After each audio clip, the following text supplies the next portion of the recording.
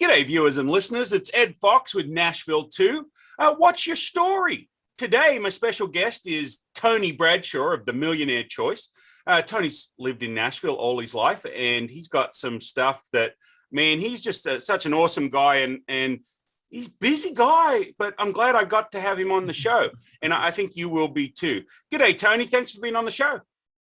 Hey, thanks, Ed. Always good to hear your accent. I tell people I'm from the deep South, a true Southern accent. When I want to confuse them, I say, "G'day, y'all." So, hey, yeah, I'm from the South too, man. 50 years, man. 50 years this year. Is that right? Well, congratulations.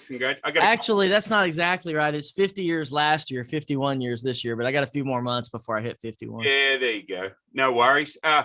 Hey, 50, being a cricket player, getting to 50, we call that a half century, obviously. And so in cricket, if you can get to 50 when you're hitting the ball, that's a pretty good time. My goal's 100. I don't know if I'll make it, but I'll try. I don't think I've ever watched a cricket game. I have seen some little shots where they hit some balls online, but that's about it. Right. Yeah, it can get a little confusing. People go, "Oh, what's the rules?" I said, "You don't want to know the rules. It's like the pop fly rule in American League, is different than something else in the other league. And it's just confusing on how they change out pitch hitters and stuff. So I just enjoy watching baseball. I don't need to know every little thing about it. So cricket's the same way. So, Tony, you've lived in Nashville all your life, or the Nashville area, is that right? Yeah, I grew up in East Nashville. I was there for about 26 years and then moved from East Nashville when I was 27, moved to Inglewood, which is where I spent the first 6 years of my marriage in Inglewood, and then moved to Laverne. And then currently we're living in Franklin, Tennessee, just south of Nashville, and then moving to Columbia. So this will be, I guess fifth place I've lived in Nashville area.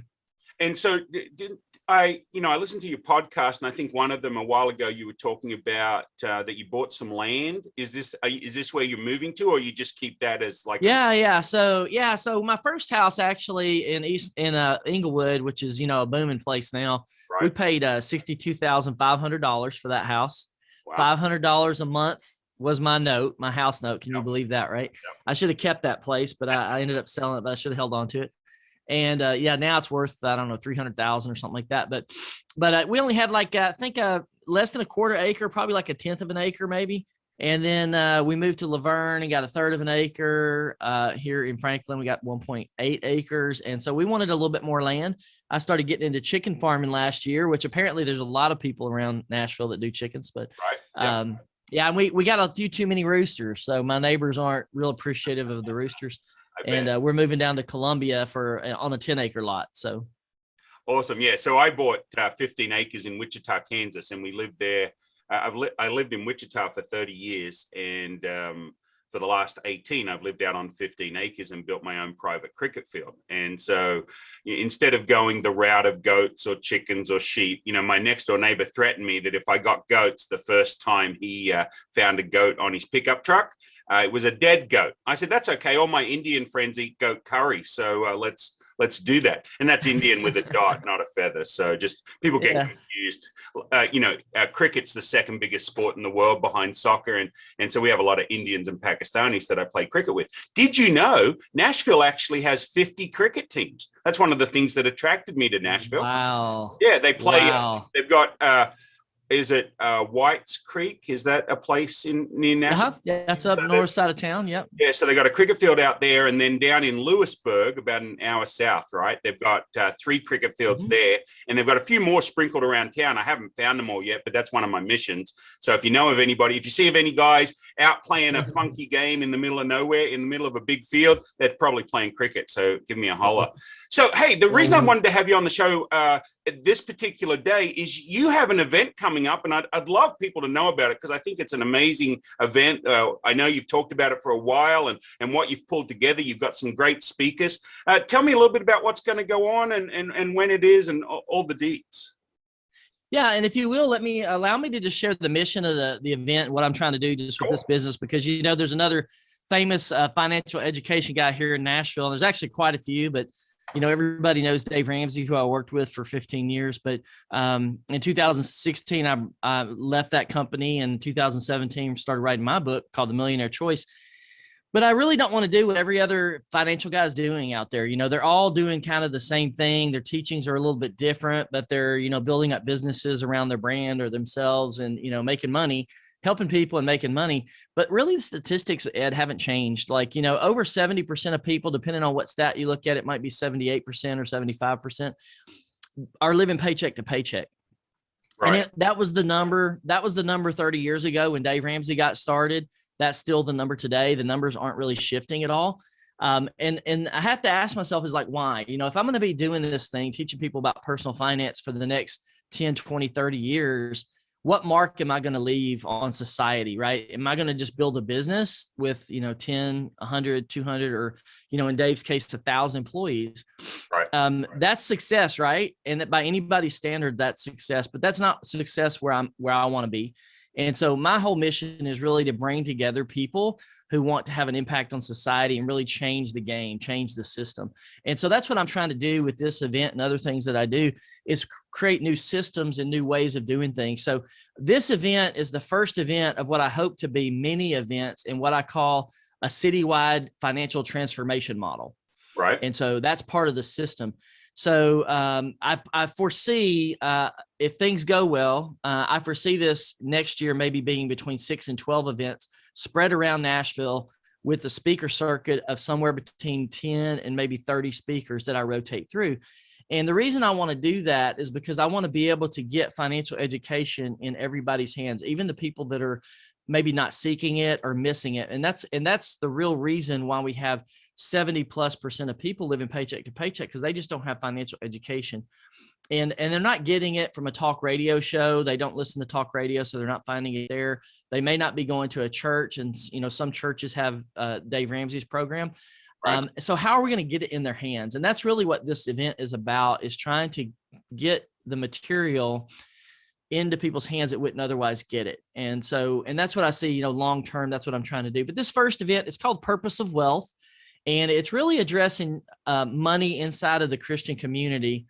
And so there's a real identity crisis, I think, with wealth in the Christian church. Churches are very glad to ask you for money. Pastors are very glad to ask you for money, but they're really not going to help you figure out how to learn how to manage money, or as I say, make, manage, and multiply your money. And really the principles are not that complicated. It's not like you have to be greedy to get wealthy. All you have to do is make better decisions with your life and make better decisions with your money, and wealth will materialize. That's what happened to me. I didn't go chasing for money. I've never once asked for a raise in my entire 50 years of being alive. Not once have I asked for a raise. I just built my life on principles, which is, honesty, integrity, and hard work. Right. Right. And then the big one, two of the big ones is time management, right? How do you manage your time, and what do you invest your time into that returns, dividends back to you? And then, just those kinds of things, and character is a big one. How good is your character? You can't build and keep wealth if you don't have strong character. Because it'll slip right through your fingers. So those are kinds of the things we're doing. But the speakers that are at the event this time around, I'm really excited. I'll be one of the speakers there. I'll be covering, money mindset. A lot of people are trapped in this concept that they can never be wealthy. And that's just a lie, or that wealthy people are bad, or riches are bad, or all this stuff, all these negative emotions that really create a barrier between your ability to break free from poverty or, just getting by mindset and move into wealth. Dr. Ben Graham, who is the great nephew of Dr. Billy Graham. So he's going to be speaking, addressing kind of like the concept of wealth in the church. And then Shanti Feldhahn, who is she's authored a lot of books. She's out of Atlanta. But the one that she's going to be talking about is her more recent book called Thriving in Love and Money. And it's about relationships and what her and her husband have been through and what she's learned about finances from a family perspective. And then one of my favorite guys in the world, Jeremy Newsom, he made his first, I say he made his first $1 million investment at age 6. That investment, he basically talked his dad into buying Apple stock at age 6 after he watched Forrest Gump. And I heard Forrest talking about Apple stock. He said, "Dad, I think we should buy some of that." And I won't give away Jeremy's entire story, but basically his first investment was about $3,000. and it matured into 12 grand. Now, if he had held that money, his dad sold that stock off, but if he had held that money, it would be worth $14 million today. So, that's pretty good for your first investment as a 6-year-old to hit it that well. But he does full-time investing now and teaches people how to invest. He's 32 years old and owns his own island in the British Virgin Islands. So he's doing pretty well. He's a good guy to learn from. Right. And so I'm really blessed and excited to be doing this event in the Capitol Theater at Lebanon, in Lebanon, partnering with a few churches out there. But yeah, Friday, October 29th, 5:30 to 9:30. It's a little bit of a late night, but when you're getting good material, it's worth hanging around for, right? Exactly. Friday, October 29th, 5:30 to 9:30. Yeah. And the website is purposeofwealth.live. So that's .live. Cool. And that's really exciting for me because I found at an early age, you and I have talked before, but I quit school at 15 and opened my first business. But I'd been doing it since 7. I used to collect Coke bottles. My dad was a contractor, so I'd go collect all the empty Coke bottles, turn them in. Then the shop owner, old Greek guy, he said, why don't you take a cooler full of cold Cokes, sell them to the guys, and then pick up the empty bottles. I'll give you 20 cents a bottle on the cold ones. He says, don't drink them yourself because you're going to have to pay me for them. He says, but go sell them. He says, I'll give you 20 cents a bottle and plus the 5 cents a bottle that you're collecting on the return. I'd have $15 on a weekend in 1974-ish, 5-ish, 6-ish, somewhere in there. And then once I started seeing that money just from a little bit of effort, I was hooked, So my dad always taught me, one of the best things I ever learned about money from my dad. And he always said that the reason parents don't teach their kids about money is because they don't know. They don't know how. Yeah. Like you said, they're not financially literate. And that's not, my dad always said, there's nothing worse than being financially ignorant. And he said, I was ignorant until I was in my mid-20s. And we never had a lot of money. He got sick a lot and he was a contractor and had cancer and stuff. And so there were a lot of times that we went without. We had chickens in the backyard. I got so sick of eating eggs. I didn't touch another egg for like 10 years after I left the house. Love them again now. But, I just got sick and tired of them because we didn't have any money. It was eggs and potatoes. That's all we had. We could grow them both. We had them both in the backyard in just a little residential lot. No roosters because the neighbors wouldn't go for that. But we were just on a little residential lot and we had potatoes and eggs. And so he always said that, hey, you got 2 circles. You got an income circle and an outgo circle. And as long as your outgo circle was less than your income circle, you got a bit of a buffer. He says you can either increase your income or reduce your expenses. It's the only 2 things you can do. So and I always carried that with me. And, I learned at 25 that I was being, abdicating my responsibility to take care of my own finances. And I was leaving it up to a financial planner and nothing was happening. So, so I find that I caught you through the Connect Nashville group. And then I started listening to your podcast. I've read a part of the book. I haven't read all of it. I got 57 books going at the same time. It seems like I got to focus a little bit. Focus, Ed, focus. It's like I bought a camera the other day. You'll see it go in and out of focus. It's one of those cheap Chinese webcams. It says it's a HD camera on the side of it. I reckon it's a ADHD camera because it can't focus. So it and I get along really well. Okay, so tell me a little bit about how you got started. You talked about that you'd worked for Dave Ramsey. Then you've gone off on your own, became a millionaire at when? Age 40, yeah. So, so if you go back in my history, I grew up in a pretty broke family. My parents, they did some really good things, but they didn't really manage their money well. And even though, they were able to send my sister and I to private school, but there were years we were behind 2 years in tuition payments. Right. And I remember every year I would start school, I would have to go to the principal's office. All the other kids are going to class. I'm going to the principal's office to get the finances sorted out. As a 6th or 7th grader, I'm going to the principal's office and the business office like that shouldn't be happening. And it was very traumatic, at that time, because, here I am going to class and there's 3 different classrooms and I'm trying to find my name because at that time they broke out the kids into each classroom. And you just go to the door and find your name on that. And that's the homeroom you're in. And I got on the school bus with all the other kids, rode the school bus to school, 45-minute drive.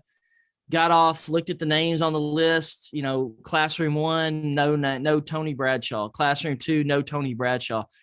By the time I got to classroom 3, Tony Bradshaw, I'm like, I don't belong. I don't have a place. And I remember breaking out crying. This was like 6th grade. And I'm like, why? And then I go to the office, and you don't realize how traumatizing that kind of stuff is, and then made a call to my parents. They worked out a deal. I was sitting in the office for half a day while they figured things out. But, my principal, he must have really liked me because he let me go through that year after year after year and worked with my parents. And he was the one that actually took me to 2 different colleges. My parents didn't take me to colleges to visit. My principal did. Wow. And I ended up going to one of those schools in Florida. And but that was kind of my life, water getting cut off, power getting cut off, hearing about bounce checks, my mom and dad fighting about money a little bit because my dad was taking ATM withdrawals without telling my mom. And the next thing you know, there's 5 or 6 bounce checks with $20-$30 return check fees on them. And you don't have money to pay the bills. And now you're about $200-$300 in return check fees. That's just not a good plan. So when I went to college, and God bless my parents, they helped me go through college. They paid the lion's share other than the tuition, the scholarships that I had. They picked up the lion's share. They gave me a little bit too easy of a ride, honestly. They should have demanded more out of me than they did. And I had an easy ride. It was not a real expensive school, but when you're a lower income family, not managing your money well, every penny and every dime counts. And man, so I got out of school and really was just doing the same things my parents did, and I looked up, I got my first W-2 out of college, made $39,000. And I just looked at that check. I remember staring at it and go, holy crap, like, where did 39 grand go? Because I got about $500 in my bank account. And I know I'm 16 grand in debt. I got about $13,000 on this new car I bought with a $312 house or car payment each month. I've got $3,000 on credit cards, a computer plus some electronics, I think. And I'm like, man, that's just not right. Like something is broken. It just gets away from you. Broken. Yeah, it just gets away from you sometimes, doesn't it? It just slipped. Yeah. And again, none of us were taught. I mean, not really. I mean, it seems that finances or money is a taboo subject or taboo. It was in Australia anyway, and it seems to be somewhat the same way. One of the things that the rich kids always had, I felt, was that their parents would talk about how money is made, and even more importantly, how money was kept. So anyway, so I'm falling in love with your podcast. I've listened. We do a lot of drives back to Wichita. I've still got business in Wichita, Kansas, and so it's a 11-hour drive, and we do a Tony Bradshaw podcast. A binge, and so my wife's like, oh, I don't know if I want to listen to this guy. And then so I let her listen to the guy. She's really big on getting the right credit cards with the right points and the right stuff and utilizing them as a tool. And we don't like keeping balances on them. And so I let her listen to the one where the guy talked about the different level of credit cards and how to utilize them. Yeah, Chandler, and she was hooked. So like every time we get in the car, she says, like, is Tony got a new podcast out? Can we listen to it? So anyway, so she's not really a technological person, but she's got an hour drive to Litchfield, Kentucky from from Bowling Green each day. And so we're trying to get into Nashville because I work in Nashville. She works in Litchfield. But anyway, so she listens to your podcast all the way. She's even figured out how to download them because she doesn't have internet all the way. So anyway, that's Now, if I'm the incentive for her to learn about technology, that's saying something, Ed, man. There's got to be some appeal there. Right, because like she gets frustrated and she knows a lot of stuff, but sometimes she's just like, oh, can you come make this work for me? And now she's starting to say, hey, can you show me how this works so I know how to do it myself? So that's cool. One of the things I like to do on this show, Tony, is you've been around Nashville for a while. Sometimes when you live on one side of town, you don't get to know some of the cool spots on the other side of town. And Google is your friend. It can help you find the 5 stars and stuff. But what's some of the secret places, or not secret, but places you like to go that they may not know about? Yeah. Well, I mean, I've kind of learned this more recently when you say about using Google. The reality is all these little search engines are motivated by money. Right. And so, and they are starting to more and more really get cronyism included. So it's like, hey, if you scratch my back, I scratch yours. So you miss a lot of the hidden gems if you're relying on Google to show you where to go, and they're getting more control, more mind share, and it's not a good thing because it kind of shuts out the little guys, the gems and the gold, and it really pushes everybody towards these these, for lack of a better word, business partners really, or things they want you to see. And that's not just going for businesses or things around Nashville. That goes for like worldwide. That's how that's working. It's I hate to say it, a little bit of a soapbox. It's a little bit of mind control. It's consumer control. It's not a good thing. But anyway, Nashville, like I said, I've grown up in different places. Oddly enough, I probably don't know all the greatest places. I just know a few because I wasn't really a hangout guy. I didn't like run around, and Nashville's grown so much in the last 15 years while I've been raising six kids. So I haven't gotten around, but I will say this, a couple that I think when I run into people that come to Nashville, the Pancake Pantry, that's a big deal that people go to down on around the Vanderbilt Plaza area. Yeah. And that's like a classic. Yeah. Huh? Right. I'm also talking about places that not just for tourists, but for people that might have lived in, Hendersonville for 20 years and maybe looking for stuff down in Brentwood or Franklin. And maybe, even they've lived in Nashville for 20 years. They've never been down that neck of the woods or your neck of the woods where you've lived in the past. So like even just little hole in the walls that maybe they're not the best Facebookers. They don't have a Google My Business page, so they don't show up in Google. But it's either a good place to eat, a good place to go get a cup of coffee. Maybe it's a nice park to take a walk or just to go somewhere different in Nashville. Just any of those little ideas around where you've lived that maybe people aren't familiar with. Yeah, so Pancake Pantry is a great one. Loveless Cafe out off of Highway 100. A lot of people don't know about that, but that used to be a hotel back in the day, and the hotel went out of business when Highway went in, if I understand it right. And they've converted the motel into little shops. And then you have a nice restaurant with Southern cooking. They even have some a little marketplace where you can buy like Southern jellies and Southern bacon and all this kind of stuff. Right. Yeah, it's a really cool place. Really well known for its fried chicken. I really like BB King's downtown. That's really came up out of Memphis.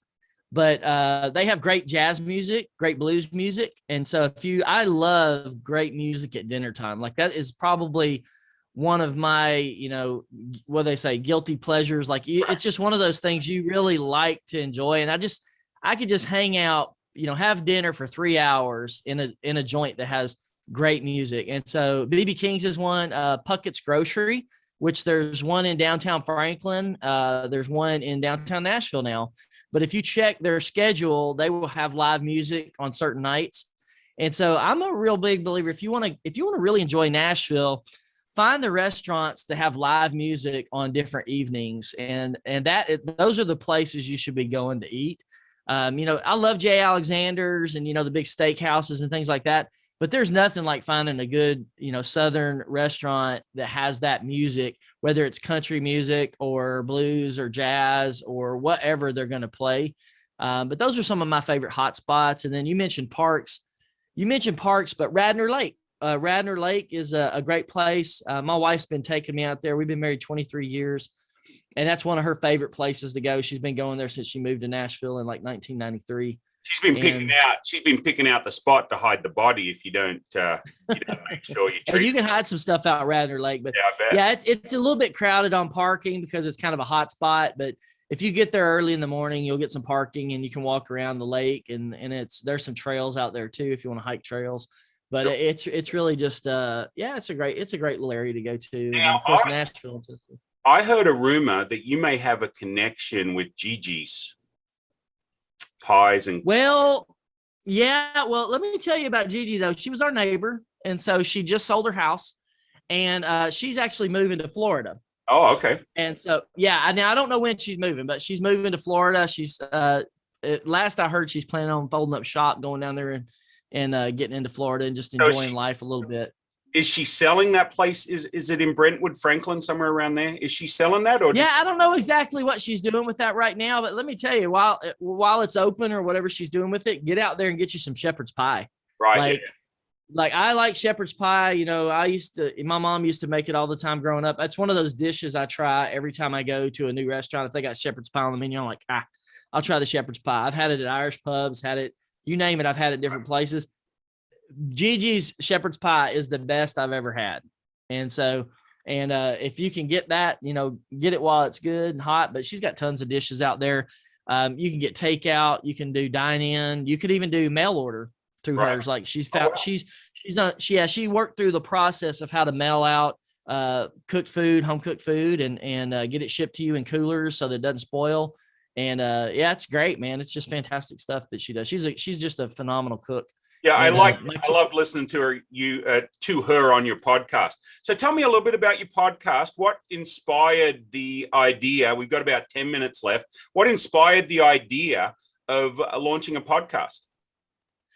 Yeah, so to complete my story, in 1995, 96 is when I woke up and decided, hey, I can't be broke the rest of my life. I got to change. And so I started going to the bookstore, Books A Million out in Rivergate, started learning about money, reading all the magazines I could, Smart Money Magazine, Kiplinger's Magazine, whatever was available. Because back then you didn't have the internet, so magazine distribution was the big deal. And after reading a little bit and studying this stuff, it's the same themes over and over. Like it's not like it's rocket science. It's not like you have to study for 5 years to get the basics, like English. You get 12 years of math, English, and science in school, but no one ever teaches you about money. So you got to do what I call, you got to get money smart. If you want to be good with money, you got to take time to learn about money. And so I ddid that and realized, money's not that complicated. You do a few things right. Like you don't take on too much debt. You invest a lion's share of your earnings. So I shifted my financial mindset from spend it all. I was spending 130, 140% of my income. So just like Dave Ramsey says, I was spending 40% above what I was even making. And so that was where the debt came from. And then when you buy a car, you're overspending because you don't have that money. So you're borrowing against your future. And so what I did was I switched that and I said, you know what? I'm going to use 30% of my income to pay off my debt, 30% to invest, and I'm going to live off 30%. So I went from 140% outgo to only about a 40% outgo, 40% outgo. And then the rest of it was going to paying off debt and that. So that's where I got the concept of, hey, I can be, if I do this, I can be a millionaire by age 40. Now, I didn't plan on my wife coming into the picture with 20,000 in debt. I didn't plan on popping out 6 kids and, $1,500 in diapers per kid plus private school. Like the expenses just keep adding up, but somehow we still made it, right? We still made it. And the thing I take away from that is, you got to start and it's a mindset shift. And once your mindset shifts, things kind of fall into place and you keep working towards a goal. So, and the vision was be a millionaire by age 40. I was able to make that. I did that while I was working with Dave. And then I left Dave's in 2016. And about a year after I left there, I got this call it a word, call it a direction, just like, hey, write this book, this vision to write this book. I'm like, oh, I'm going to write a personal finance book. That's interesting. What am I going to call it? And I won't give away the original name. I did change it slightly, but it became the Millionaire Choice. And it's my story, but it's also with principles, right? So you can't just, a lot of financial books out there, they either have inspiration, but no application, where, I learned that from Dave is you have to put inspiration with application. Dave's really inspiring people to embrace a debt-free lifestyle. Right. The lifestyle I want people to embrace is I want them to embrace a wealth lifestyle, but also a job-free lifestyle. So at some point in the future, at 59 and a half, why wait till you're 67? Try to do it by 59 and a half. I've been job free now for 4 years. And so since I was 47 years old, and it's just very interesting to see that. But so the book came out in 2018. The podcast came out in 2019. Is that true? 2020. I'm sorry, 2020. And and so we've put out about 70 episodes, and the podcast is really geared around helping people shift their mindset, but also be inspired, because almost everybody on my show, it's the Millionaire Choice Show, where we talk to millionaires and future millionaires about how to build wealth and what to do with it once you have it, right? Because wealth has a purpose, right? So you can't just be acquiring money for the sake of acquiring money. You have to have some purpose behind it. And that purpose is going to shift. When I was 25, my purpose was to be a millionaire by age 40 and living off my investments. That was my vision and my purpose. And then, of course, I tithing at church and things like that, but I wouldn't say that tithing was my purpose. Right. It was just something that I was, I thought I should do. I wouldn't say it was my purpose. Now I would tell you the other side of that, things have shifted, and I'm going, you know what? I have a responsibility to build more wealth because I can have more of a positive impact on society. And so I would tell you that as I've grown, my purpose has grown, because and it's just part of the journey, right? So when you go from being broke like I was at 25, there's no way I could have imagined having purpose behind my money. Right. Like it was just too big of a jump. But once I get to that one milestone of becoming a millionaire, your mindset starts to shift again into another gear. And that's what's at. But I have a lot of millionaires on the show. Some of them more broke than I was, man. Their stories are pretty inspirational. I've got one guy, Willie Mandrell. I don't know if you heard his episode, Ed, but his grandma, he's a black guy, out of I think Mississippi is where he came from, I believe. I could be wrong there. But his story is amazing, but his grandmother's story is even more amazing because she only had a 6th grade education, black woman born in the 30s, 40s, 50s, and moved to Boston with a 6th grade education, started doing rental businesses like rental properties, and became a millionaire with a 6th grade education. All right. And I don't want to give it all away, but the fact that the hook there for me was, she made it all, and then something happened, and then something else happened. And you guys have to download that episode. I'll put a link in the show notes when we post it. But yeah, that's one of the ones we've just listened to driving back to Wichita the other day. It was great. I love it. Yeah. And so the show is really about just inspiring people because we all make excuses. And that's why so many people are stuck in that 70% living paycheck to paycheck, because they always believe the other person was the one that got lucky and got rich, or the other person. And the reality is it's a repeatable process. Like, there's over 10 million American households, over 10% of American households. So I think it's like 12 million total that are millionaire households like mine. Like, we are a millionaire household now.